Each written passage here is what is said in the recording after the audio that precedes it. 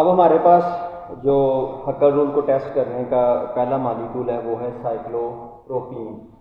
अगर आप साइक्लोप्रोपीन को देखें तो इसकी ये वाली जो कार्बन है CH2 जो मिथाइलिन कार्बन है ये असल में sp3 हाइब्रिडाइज्ड है। बाकी जो दो कार्बन है ये वाली जिनमें डबल बॉन्ड है ये क्या है, ये हैं sp2 हाइब्रिडाइज्ड। इसमें जो इलेक्ट्रॉन है पाई इलेक्ट्रॉन है वो कितने हैं, वो हैं 2 पाई इलेक्ट्रॉन जो कि एक हक्कल नंबर है और ह्यूकल रूल हमें ये कहता है कि 4n+2 n = 0।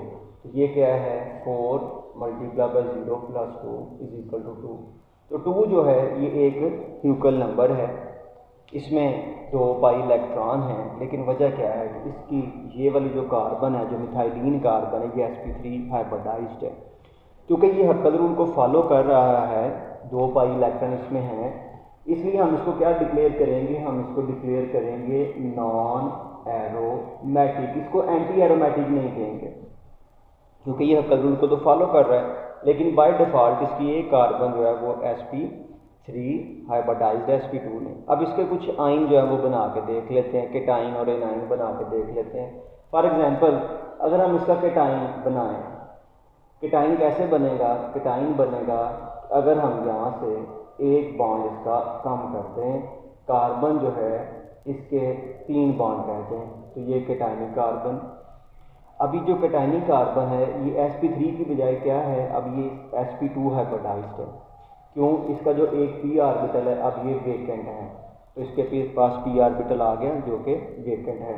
इधर p ऑर्बिटल है जिसमें एक इलेक्ट्रॉन है, दूसरे में भी एक p ऑर्बिटल है जिसमें इलेक्ट्रॉन है, और ये आपस में मिलके यहाँ पे इलेक्ट्रॉनिक क्लाउड बना रहे हैं।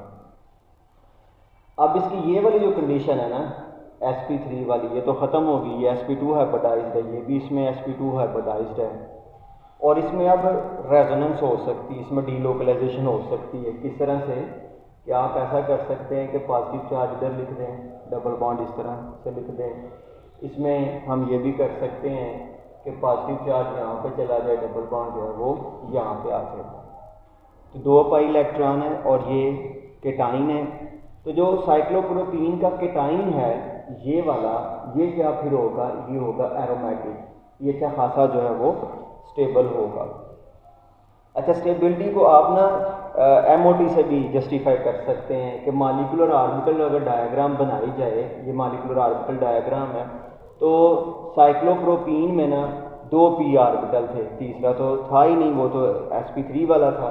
तो इसका मतलब है इसमें 2 एनर्जी लेवल होने थे, एक एंटी बॉन्डिंग वाला और एक बॉन्डिंग मॉलिक्यूलर ऑर्बिटल वाला। तो 2 इलेक्ट्रॉन यहाँ पे ही रह जाने थे, एंटी बॉन्डिंग में जो है वो वेकेंट जगह होनी थी।